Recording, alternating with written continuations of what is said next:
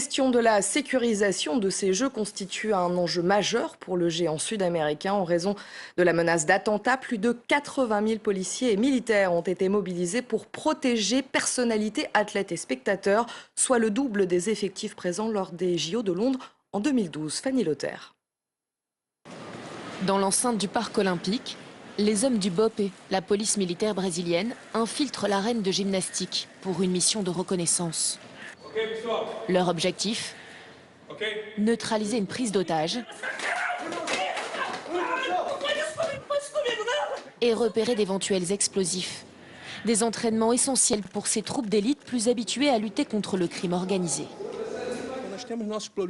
Rio a déjà des problèmes de criminalité et de sécurité particuliers.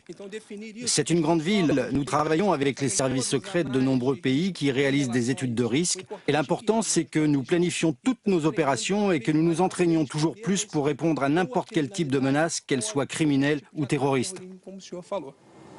Le terrorisme, une menace jusque-là inconnue sur le territoire brésilien et à laquelle Rio se prépare depuis plusieurs mois.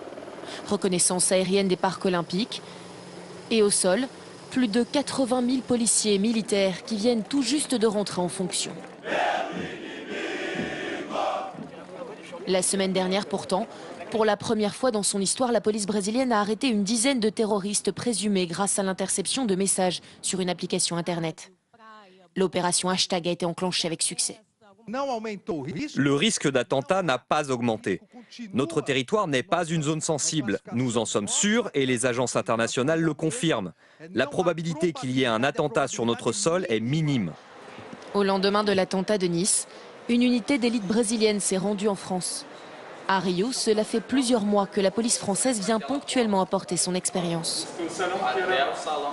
Ce jour-là, le raid est à l'aéroport international en mission de reconnaissance pour l'arrivée des VIP, dont la plus sensible, celle de François Hollande, le 5 août prochain.